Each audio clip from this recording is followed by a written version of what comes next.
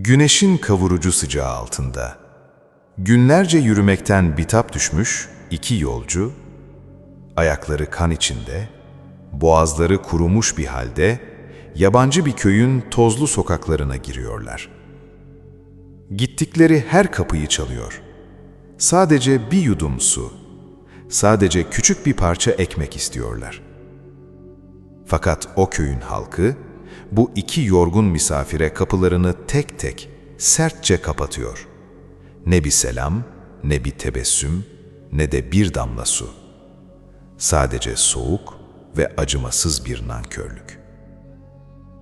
O iki yolcudan biri, tarihin en büyük peygamberlerinden Hazreti Musa. Diğeri ise Allah'ın kendisine gizli ilimler öğrettiği Hazreti Hızır. Kovuldukları, aç bırakıldıkları o köyden tam ayrılacakken Hazreti Hızır aniden durur.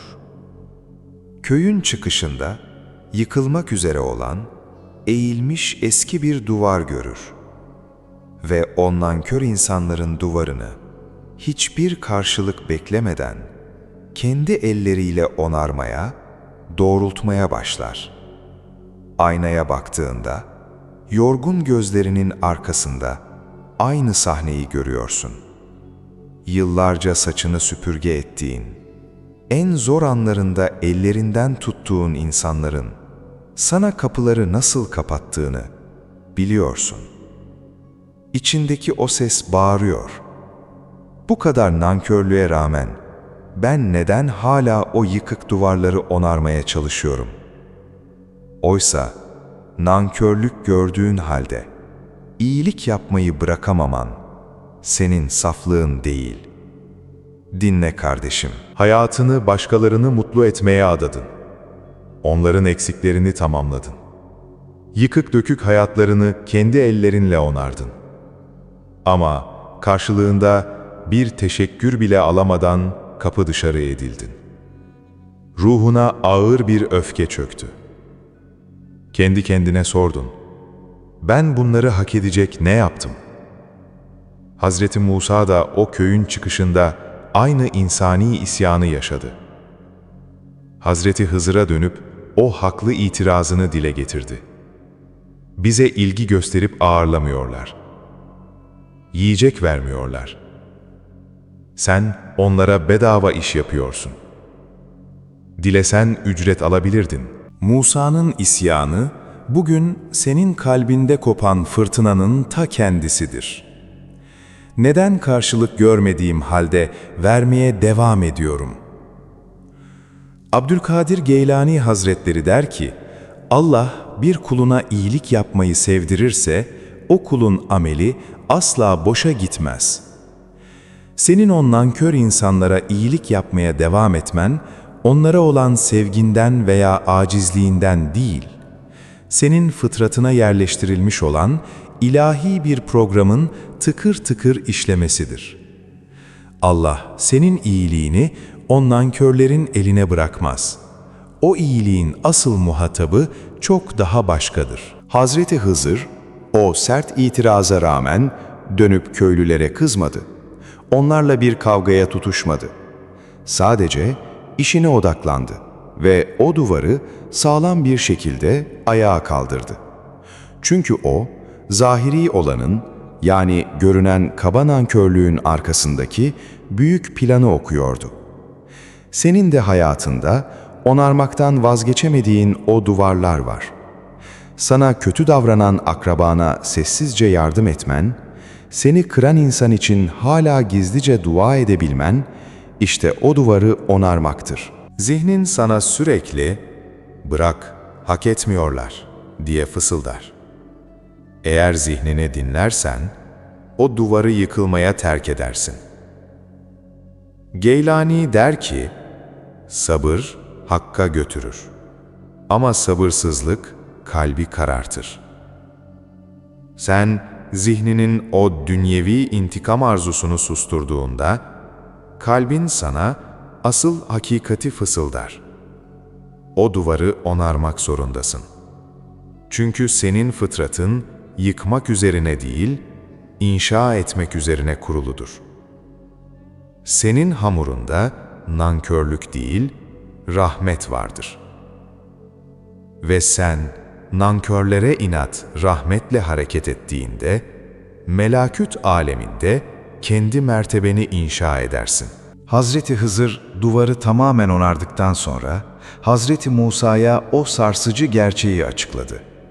Dedi ki, duvara gelince o şehirde 2 yetim çocuğundu. Altında da onlara ait bir define vardı. Babaları ise iyi bir adamdı.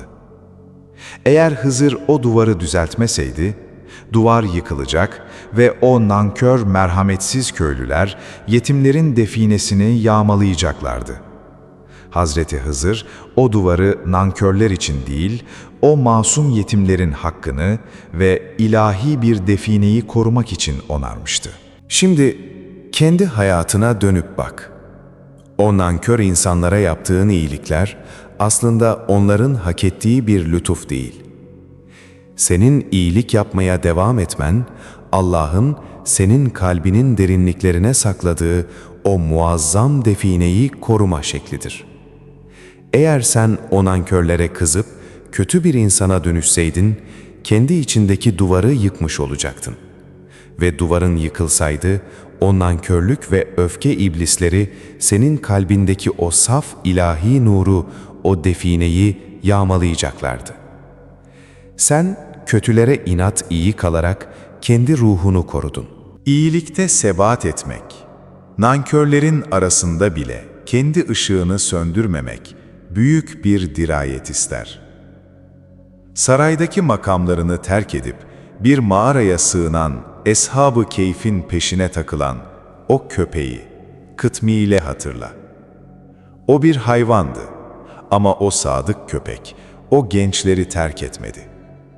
Onlar saraydan kaçarken de, karanlık mağaraya sığındıklarında da yanlarındaydı. Kıtmir onlara, "Bana ne vereceksiniz, bana nasıl bir karşılık sunacaksınız?" diye sormadı. Mevlana Hazretleri o muazzam sırrı fısıldar. O köpek, Ashab-ı Kehf'in sadık bekçisi olmayı seçtiği için kase veya testi olmadan ilahi rahmet suyunu içti. Sıradan bir hayvan, sadakati ve doğru yerde durma iradesi sayesinde cennetlik makamına ulaştı. Sen de kendi hayatının kıtmiri olmalısın. Sana karşılık vermeyen, seni görmezden gelen insanların arasında bile iyiliğin ve rahmetin kapısında bekçi olmalısın. Çünkü senin mükafatını o insanlar değil, doğrudan o kapının sahibi olan Allah verecektir.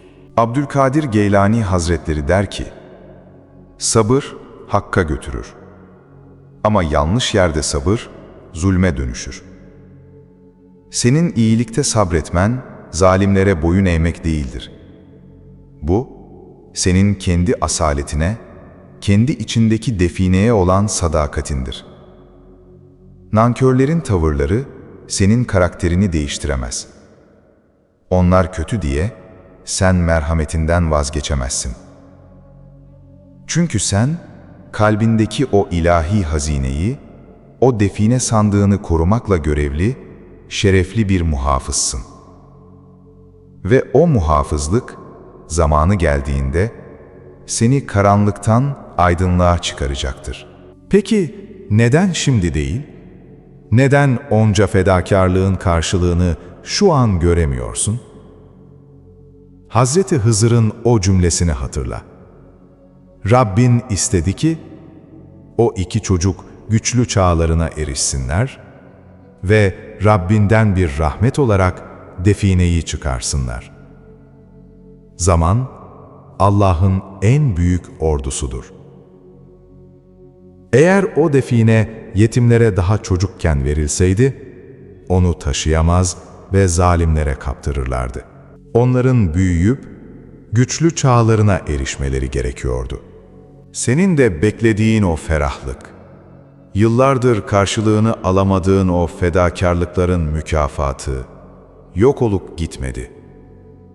Allah onu senin manevi olarak en güçlü, en olgun çağına erişmen için bekletiyor.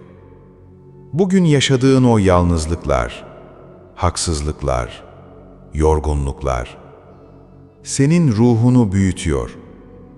Seni o defineyi taşıyabilecek, kibrine yenilmeyecek, sarsılmaz bir karaktere dönüştürüyor. Geylani der ki, kulun kader kapısı bazen ayrılık görünümünde açılır. O nankör insanların senden uzaklaşması, aslında senin o güçlü çağına hazırlanman için etrafının temizlenmesidir. Her şeyin bir vakti var. Allah, senin niyetindeki o saf temizliği biliyor ve O, kullarına karşı lütuf sahibidir. Zamanı geldiğinde, ruhunun o olgunluğa eriştiğinde, Allah bizzat kendi rahmetiyle o duvarı kaldıracak ve sen, yıllarca nankörlerin arasında koruduğun o devasa mükafatına kavuşacaksın. Hiçbir iyiliğin karanlıkta kaybolmaz. O, sadece doğru zamanı bekleyen bir tohumdur. Şimdi derin bir nefes al. Yıllarca insanlardan beklediğin o teşekkür kelimesini, o Allah razı olsun minnetini zihninden silip at. Senin değerini onların nankörlüğü belirlemez. Senin değerini yıkık duvarları onaran o ilahi iradenin ta kendisi belirler. Bu kanal, karşılık bekleyen tüccarların değil, karşılıksız veren asil ruhların kanalıdır. Yorumlara in ve bu ilahi duruşunu mühürlemek için sadece şunu yaz. Nankörlere rağmen iyilik yolunda kalmaya söz verdim. Bu kelimeleri yazdığında, Hızır'ın o yıkık duvarı onaran ellerinin izinden yürümeye, kendi içindeki defineye sadık kalmaya söz vermiş olacaksın. Ve eğer bu asil ruhların meclisinde bizimle yürümeye niyet ediyorsan, bize katıl. Abonelik sadece bir buton değil, Hızır'ın yolunda yürüyenlerin kapısından içeri girmektir. Allah, duvarların ardında sakladığı o büyük rahmetine seni sağ salim kavuştursun. Hoşça kal, güzel ruh. Allah'a emanet ol.